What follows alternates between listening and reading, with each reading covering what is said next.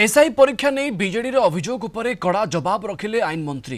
BJD शासन समय विभिन्न पर्यायर प्रश्नपत्र लीक ठारू आरंभ करी नकली परीक्षार्थी धरा पड़ी 24 वर्ष भितर केते एक्शन नहीं तार उत्तर आग बीजेडी देव।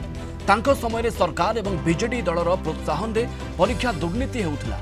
कहार निर्दिष्ट शिक्षानुष्ठान में पाठ पढ़िले ही चाकरी निश्चित मिलूला ताहा मध्य ओडिशा लोक जानिछंती। बीजेपी सरकार आसिला परे किए गिरफ होइछंती ताहा भी काहाको अछपा नाही। बीजेडी निजे आग 24 वर्ष शासन आत्मसमीक्षा करू तापरे समालोचना करिवे। तेणु गप कहिबार किछि माने नाही। तदंत सरिले ही जना पड़िबो काहार संपृक्ति अछि। तेबे जहार भी संपृक्ति थिबो से जेते बड़ लोक होंतु ना काहेकि दंडित हेबे। हेले बीजेपी सरकार आसीबा परे स्थिति बदलिछि। तांको समय तो विभिन्न पर्यायर विभिन्न समय एभली भाव में कोटी क्वेश्चन पेपर लीक हेलानी कोटी नकली परीक्षार्थी परीक्षा देलानी ए कथा चलीथिला।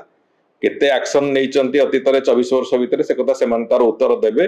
मो ए कथा ओडिशावासी भी जानिचंती। सरकारी स्तर रे ओपीएससी हो एसएससी हो कि जे कोनोसी परीक्षा परिचालना करथिबा संस्था गुडिक सेमानंकर जेमिति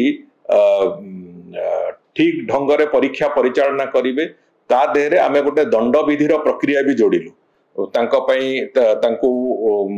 जेल दंडर प्रावधान केते हबो तांको ऊपर जरिमानार प्रावधान केते हबो आमे से कथा को सशक्त करबा फल रे तांको भितर गोटे भयर वातावरण भी सृष्टि होइछि। आज भी जो 117 जन गिरफ होइचंती से 117 जन आमरी पुलिस बाहिनीर पदक्षेप फल रे गिरफ होइचंती। तांकर 24 वर्ष शासन आत्मसमीक्षा घरे बसिकी थरे करंतु तापर समालोचनार रास्ता को आसीबे। किंतु आम सरकार ए बाबद रे संपूर्ण सजाग अछि। जे माने गिरफ होला परे तांको परवर्ती प्रक्रिया होची इन्वेस्टिगेशन तार चूड़ांत पर्याय को गले जदि शासक दलर संपृक्ति अछि कि विरोधी दलर संपृक्ति अछि सेतेलु तो जणा पड़िबो। एवं जदि कहार भी संपृक्ति थिबो से जेते बड़ लोक होना काहे कि ताकू दंडित होबाकू पड़िबो।